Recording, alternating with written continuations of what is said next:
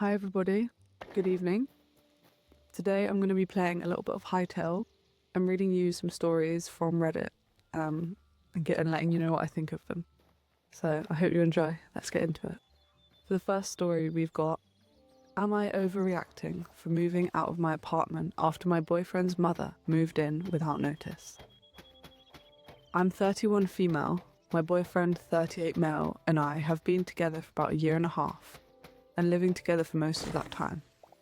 Both of us are on the lease and we split rent. I came home from work one night completely wiped. I'd had a bad day, I had zero energy, I just wanted to eat something and not talk to anyone. I opened the door and saw boxes everywhere and shoes I didn't recognise. His mom was sitting at the kitchen table like it was totally normal. She smiled and said, "Oh good, you're home. I'm staying here for a while." Not asking, not even explaining, she was just saying it. Nobody asked me beforehand or even tested the waters to see how I would feel about this. Apparently she had had a fight with her sister and didn't want to live there anymore or pay any rent, so she came to our place. She'd already moved her clothes in, she was already talking about changing the kitchen around because she doesn't like the way things are.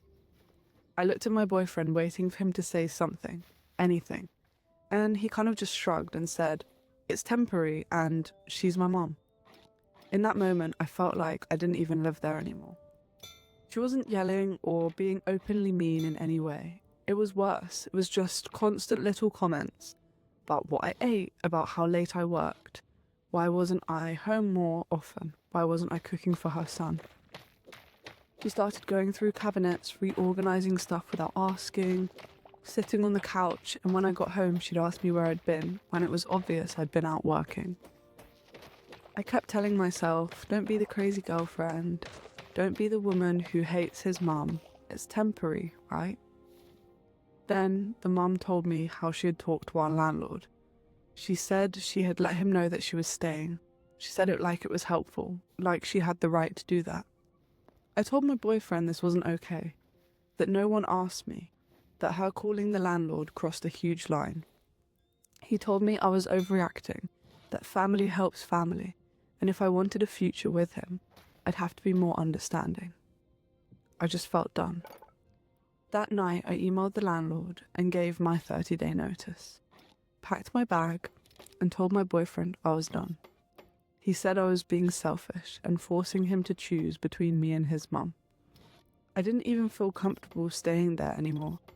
I felt watched all the time, so I slept in my car for 2 nights, showered at the gym, cried in parking lots, felt stupid, but it was quieter than being in that apartment with her constant nitpicking. Some friends say I did the right thing, others say sleeping in my car was extreme and I should have waited it out since it was temporary. But I really don't think it was temporary.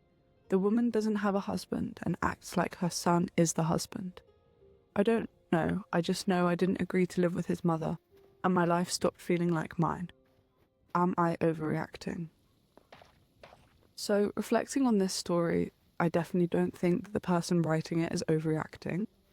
I think it's pretty crazy in any situation to lease an apartment, lease a house, and then have someone move in without your consent and also without any warning. She says in the story that she comes home from work and her boyfriend's mum is just there. So that's definitely an overstepping of a boundary and pretty unacceptable. It is quite extreme that the person writing chose to sleep in her car, but again, as she says in the story, that felt quieter than being in the apartment with her constant nitpicking. So in that case, I think it was a good decision to get herself out of this situation. And I don't think she was overreacting at all. Let me know in the comments what you think and if you agree or if you think she was being a bit too extreme. For the next story, we've got, my girlfriend told me she was with a friend, but that friend was with me picking out an engagement ring. How do I confront my girlfriend about her lie? I, 28 male, am planning on proposing to my girlfriend of 3 years, 26 female. Now, I suck at picking out jewellery. I'm the type of guy that doesn't see a problem with heart-shaped jewellery. Seriously, why is it considered so ugly? He says, so every time I want to buy something for my girl, I usually consult one of our mutual friends. My girl's best friends are all friends with me as well, and we all get along well. So asking them for help picking out jewellery is something I'm used to. When it came time to pick out a ring, I consulted my girlfriend's best friend, Justine. Fake name, he says it's a fake name. Justine and I are quite close, and she knows my girlfriend better than anyone, including me. So when my girlfriend went out to visit her sister and baby nephew, I invited Justine over to the house to help pick out a ring.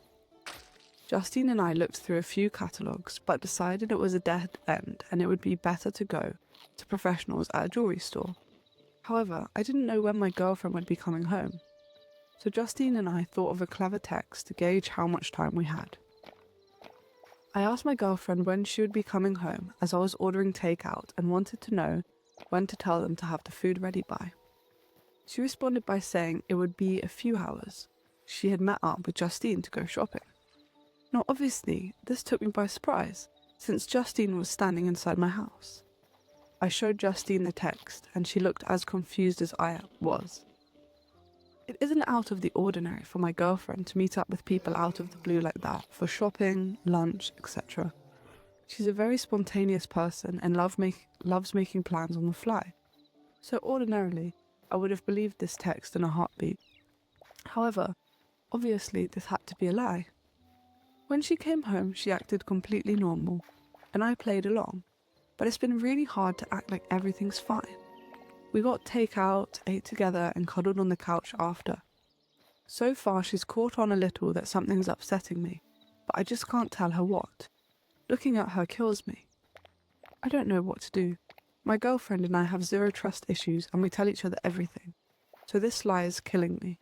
I want to ask her about it so bad, but if I tell her I knew she was lying, I'd have to explain why, and I really don't want to do that. What do I do? I know she lied to me, but I don't know how to confront her about it.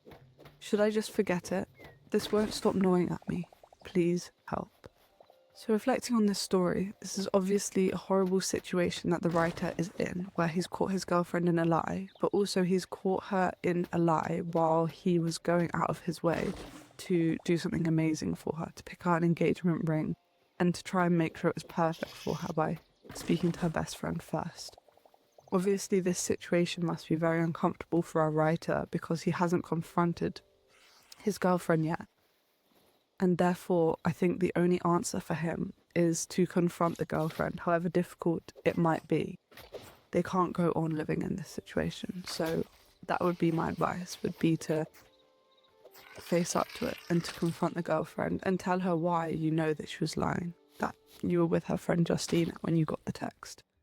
I think that would be the only way forward. It's a very difficult situation for anyone to be in. So on to the next story. My son and his friend, in inverted commas, are a couple. How do I let them know it's okay? My boy is 20 years old. He's absolutely my pride and joy, and there is nothing he could do that would ever make me love him less. For the first half of his life, I regrettably wasn't involved very much. His mother and I parted ways when he was just a few months old, and at the time I was struggling with a heroin addiction. I was absolutely not as present in his life as I should have been, nor was I suited to fatherhood at all. I saw him at most 2 to 3 times a year for the first 12 years of his life. I won't discuss details because that's his private story to tell, but when he was 12, he revealed to me that he was being badly mistreated at the hands of his mother and her boyfriend. Despite not being the best father at the time, I didn't want my boy suffering anymore, so I got myself cleaned up and sorted out in order to get full custody of him. I've effectively been a single father ever since, and he has little to no contact with his mother. He's everything a man could want his son to be. He's uniquely kind and fiercely loyal, he's unflinchingly brave, he's incredibly generous, and despite the horrors he suffered as a child, he's unfailingly positive and sunny to the last. Somehow, I of all people was bestowed with the honour of watching him grow from a sweet young boy into the greatest man I've ever known. I cannot stress enough my pride in him. When he was 18, he got accepted into a top-ranking university on the other side of the country. I was sad to see him go, but simultaneously overjoyed that he got into his first choice and was starting a new chapter in his life. He comes home once every other month, and on the months that he doesn't come home, I go up to visit him. He's doing well in uni, has made lots of friends, and seems incredibly happy there, which I'm obviously chuffed about.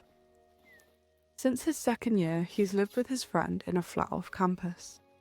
I've strongly suspected since his early teens that my son is gay, and I now more or less have confirmation that this is true, and that his friend is actually his boyfriend. So for this COVID-19 faff, my son decided he'd rather come home and quarantine at mine than stay at his uni flat. His friend, however, would be left alone if my son came back, as he's a Canadian and his family are back in Canada.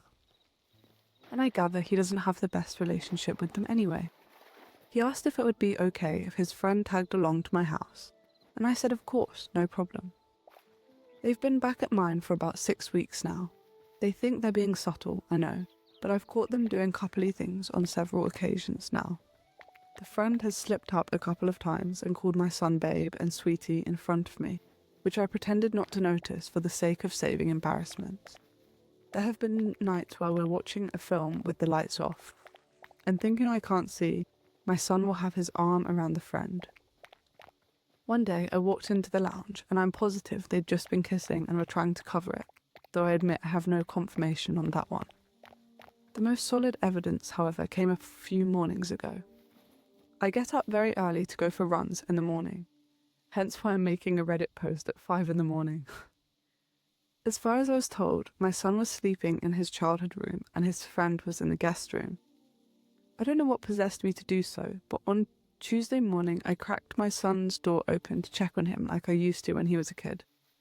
Lo and behold, they're both asleep, snuggled up together in my son's bed.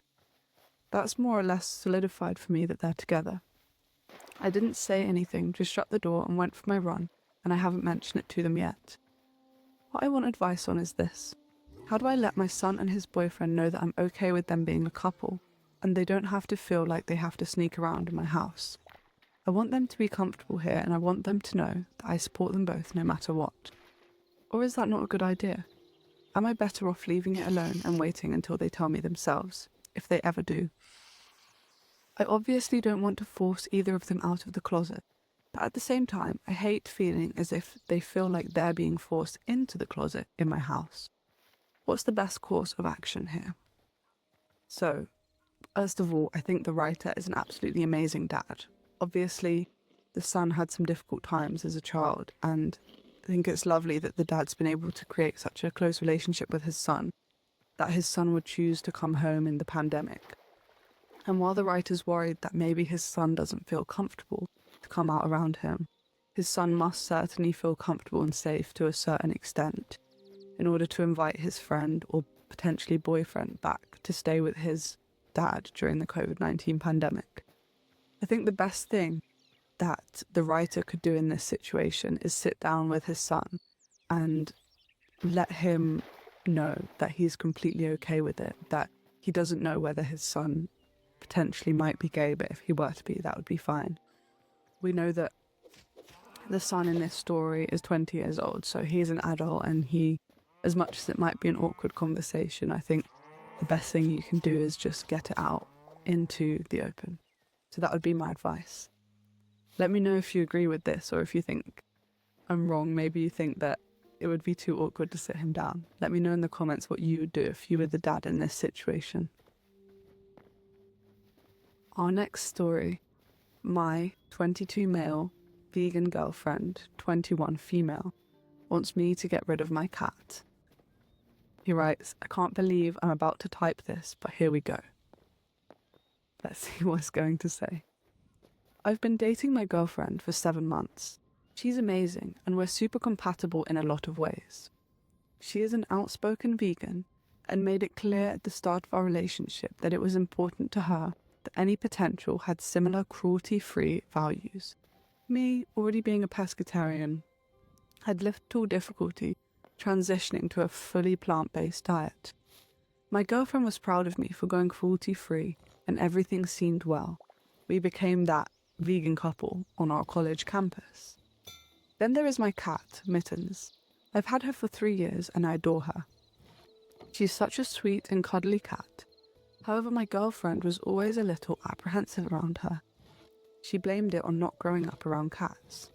After a while, we sort of made a tacit agreement to mostly hang out at her apartment instead of mine, so Mittens never really came up again in conversation. Fast forward through all the quarantine stuff, my girlfriend and I have spent a lot of time together during this pandemic. We started talking about taking our relationship to the next level. We began seriously looking at either buying a new apartment together or having one of us move in with the other. However, after a lot of talking and planning, my girlfriend sat me down and dropped a bombshell on me. She said that with this next phase of the relationship, she did not see a future with me unless I was willing to give away Mittens. She said that she believed that owning a cat is unethical for vegans because they hunt mice, eat meat, and because the very act of owning a pet is a violation of vegan principles. I was stunned. I told her that I was absolutely not willing to give up Mittens, and she had no choice but to eat meat, so I was reducing harm as much as possible by buying reputable brands of cat food. Plenty of vegans own cats and think along those same lines. My girlfriend got mad and said, "How much flesh does your cat eat? How many animals died to make all of that food? Would you be okay with that being human flesh?" I got mad and told my girlfriend that I would have really appreciated me telling her about my cat opinions before we got serious. She went on and on about cats killing animals. I ended the conversation there. I was so angry that I left my girlfriend's apartment and snuggled with Mittens when I got home. Although the mood soured a bit when my girlfriend sent me a link to a Reddit thread advocating for the extinction of domestic cats. Wow. I think it goes without saying that I'm not going to get rid of my cat. However, it pains me to think that an otherwise wonderful relationship could be ending because of a difference in ideology. I don't even really understand where my girlfriend is coming from, because like I said, a lot of vegans own cats. Now granted, cat ownership can be a controversial topic in vegan circles, and probably I would not have gotten a cat if I'd been vegan at the time. But I have Mittens now, and she strongly deserves to eat. Yes, I've researched vegan cat food, but Mittens has some digestive issues and my vet strongly cautions me against it. I've talked to some of my vegan and vegetarian friends, and they all think that my girlfriend has lost her mind. Some have suggested that it's not about Mittens and my girlfriend just wants an excuse to end the relationship. They probably don't understand why I haven't broken up with her yet, but I care about my girlfriend so much. I'd hate for this bizarre curveball to be the end of a beautiful thing. I really want to try and work something out. Where do I even go from here? I will not compromise on Mittens, and I don't think my girlfriend will compromise either. Now this is a really interesting one. As the writer mentions, it's a clash in ideology against what he says is an otherwise very compatible relationship. But I think the thing is here, you can have whatever beliefs and whatever ideology that you want about what is ethical, what is not, but you can't force those on someone else. And so I think it's very worrying in the relationship that the writer is basically having his girlfriend force her ideology onto him and onto his life in such a big way that it reflects onto his pets and whether he can or can't have them. And obviously the issue that they're currently dealing with is whether or not he can have his cat, keep his cat. But I think the writer would be quite foolish to compromise on this with the girlfriend and, give his cat up to a friend or even change his cat's diet to vegan food, because it seems like a kind of control dynamic where the girlfriend will have a certain idea that will be quite a strong, quite a radical idea, and then make the boyfriend so uncomfortable until he is either forced to choose between accepting her beliefs against his own or ending the relationship. So I think that would be quite a worrying pattern to get into when they, ended up moving into a flat together and getting even more serious. Sounds like quite a controlling dynamic. So I would definitely say that it's probably not as healthy a relationship as the writer seems to think that it is. Let me know what you think about this one. It's a difficult one. So let's go on to the next story. My 36 male wife, 34 female, keeps tying my boots after I've told her to keep her hands off them. I tried to teach her a lesson and really hurt her feelings. Yes, I know, the title is a little bizarre, and I can't believe I'm actually writing this. I was thinking the same thing. My wife is a neat freak, always has been. She throws notes on my desk out, assuming they're garbage.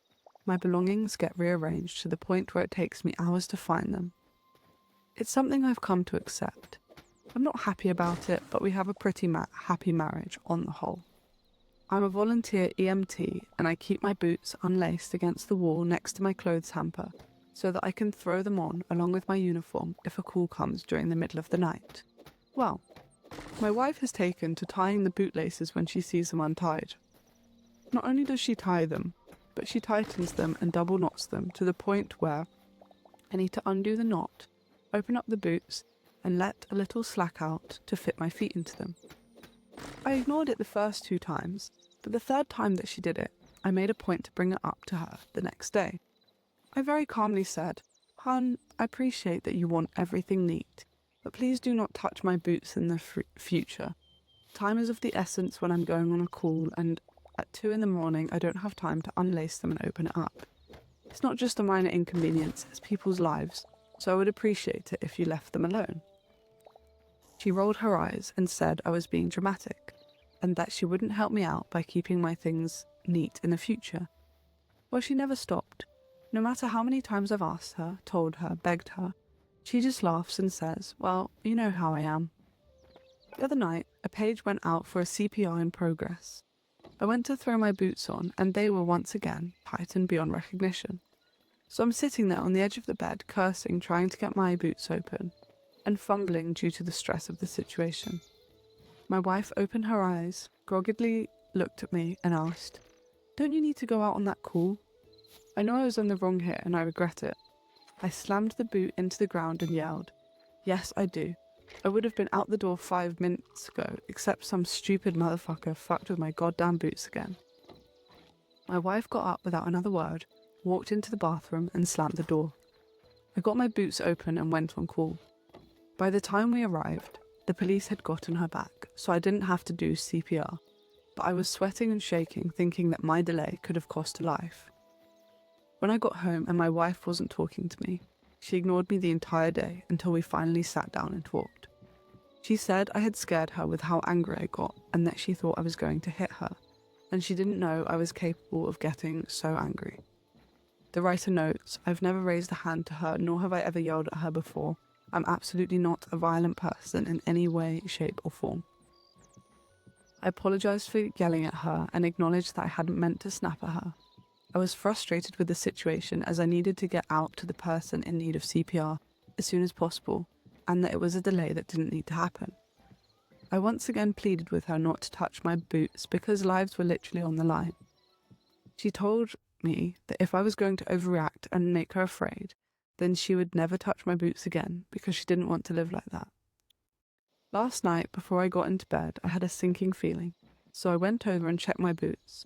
I was very disappointed to find them tightened up again, so I decided to show her how I felt. I went over to her closet and pulled out her running shoes. I unlaced the shoelaces on both of them and removed them from the shoes completely, curled each of them into a little coil, put them inside the shoes, and put them back. Then I went to sleep. At 6:15 a.m, I was woken by my wife screaming, "How could you? Why would you do this?" holding up both laceless shoes with tears in her eyes. My wife likes to go for an early morning run, and I knew she would want to get out of the door as soon as possible. I smiled and said, "You know how I am. I just like things neat." She continued sobbing and walked out of the room, so by the time she was all laced up again, it was raining completely and she missed out on her run. I actually feel pretty terrible about that, because I really only wanted to delay her, not to ruin her plans completely. At this point, she's been alternating between crying that I went out of my way to hurt her and just ignoring my presence. I acknowledge that what I've done has been pretty childish and not at all constructive. I just don't know what to do. She said through tears, "You admitted that you were totally in the wrong for yelling at me, and then you turned around and took it out on me in a different way. What is wrong with you? The problem is, to her, an apology means taking on 100% fault. When I apologised for blowing up, that she took that to mean she was 100% in the right and that my feelings were completely unjustified. So at this point, I haven't apologised for ruining her run, because then she'd take that to mean she wasn't wrong to touch my boots. I've tried to have these discussions, but it goes in one ear and straight out of the other. We have such a good relationship otherwise, but I feel like this issue has reached a tipping point, and it's going to continue to result in arguments until we resolve it. How do I make things right with my wife while still letting her know that I won't tolerate her disrespecting my property anymore? Okay, this is a really interesting one. On the surface, to anyone reading, it might not seem like a big deal at all, but for the writer, and clearly with his position as a volunteer EMT, it is a big deal. And clearly with the way that the wife is reacting and going back and forward again and tying the laces of the boots again, it's a big deal for her too. I think what the two people in this situation really need to do is stop being childish, put it all to the side, and really get together and sit down and speak about it. I'm sure that another situation could be found where the husband could store his boots in a way that was seen as tidy.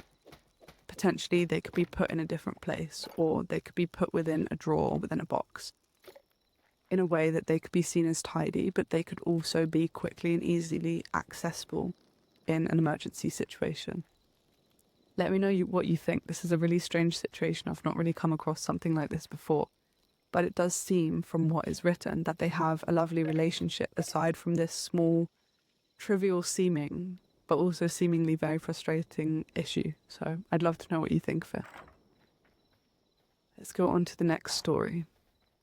My dad, 43 male, girlfriend is trying to get rid of me, 15 female. My mum passed away 5 years ago, and I think of her every day.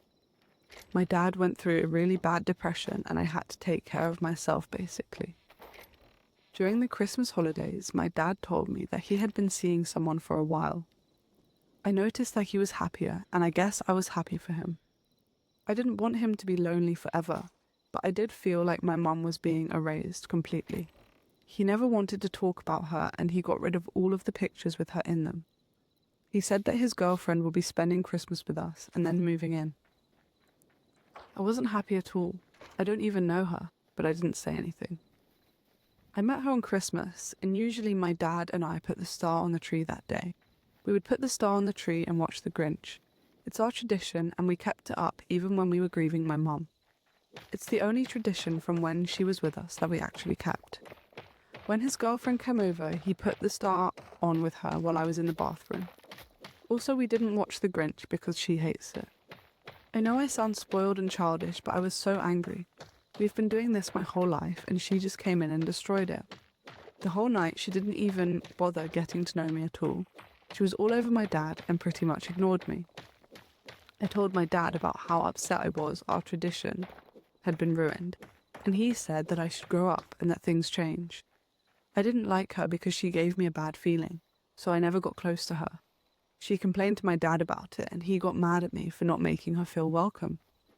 I feel bad because she makes my dad really happy, so I have tried being more friendly with her. In front of my dad, she was nice to me, but when we were alone, she ignored me or spoke to me with attitude.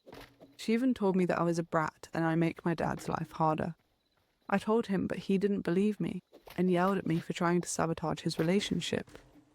He said that I wanted him to die alone and be sad and that I was selfish. I was so shocked because none of this is true. My dad basically treated me like I wasn't there at all after that. I felt like I did when my mum died, all alone. I stayed up really late one night because I just couldn't sleep and wanted to sneak in a midnight snack. The girlfriend was in the kitchen on FaceTime, so I decided to be nosy and listen. She was talking about my dad and how much she loves him. Then she said he had this dumb daughter and wondered if it was too late for adoption. Her and her friend laughed at that. She said that I was a little bitch and she hated me. Her friend then said something about boarding school or military school, but I left and I didn't hear the rest. I was so exhausted from all the crying I did, so I actually slept.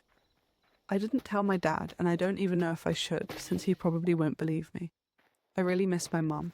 I kind of want to go and live with my grandparents, my mum's parents. But I don't want my dad to think that I'm leaving him. What do I do? Can I even do anything? How do I get my dad to listen to me? And would I be wrong for leaving? Now, this is a really horrible situation, especially since the writer is only 15 years old and has obviously had a really tough time losing her mother at a young age.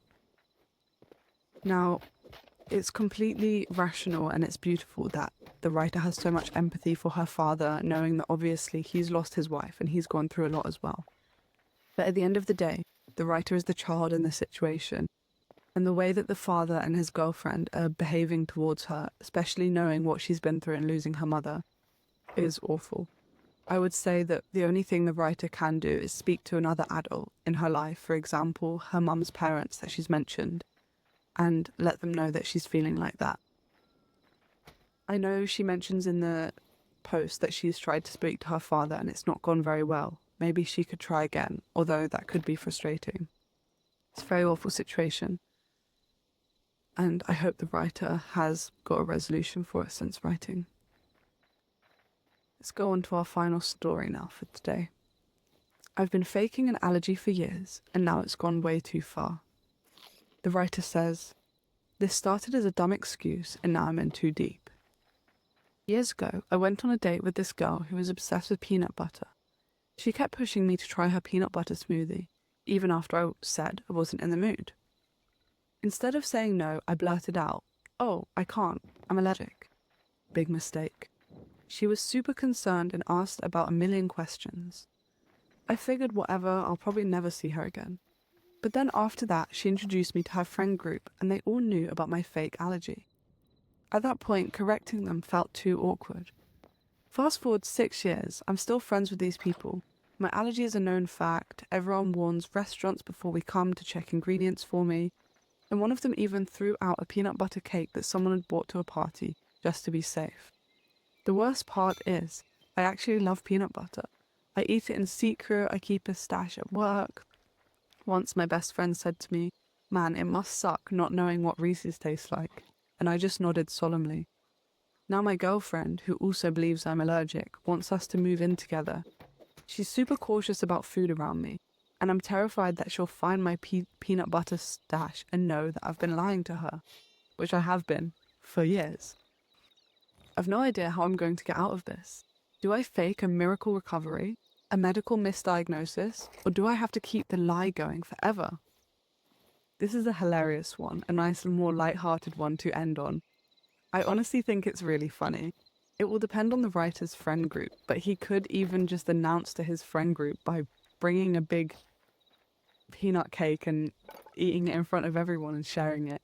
I think if the friend group can take a joke, this could be the funniest lie and inside joke of all time. So maybe considering the writer's planning to move in with his girlfriend and having this peanut issue now, that would be a good time to bring it out in the open and make everybody laugh. I definitely think you can get it off your chest because it must be quite ridiculous hiding peanut butter from your friends as it is. But if you move in with your girlfriend, it'll be even more difficult and it's quite a silly thing to get stressed about. So yeah, I definitely think you should do a big reveal. Thanks for listening to my stories. I hope you've all enjoyed today's video and you've enjoyed the Hightail gameplay as we went through. Let me know in the comments what you think about any of the stories and what you would do if you were in the writer's situation. Thanks very much for listening. I'll see you in the next video. Bye-bye.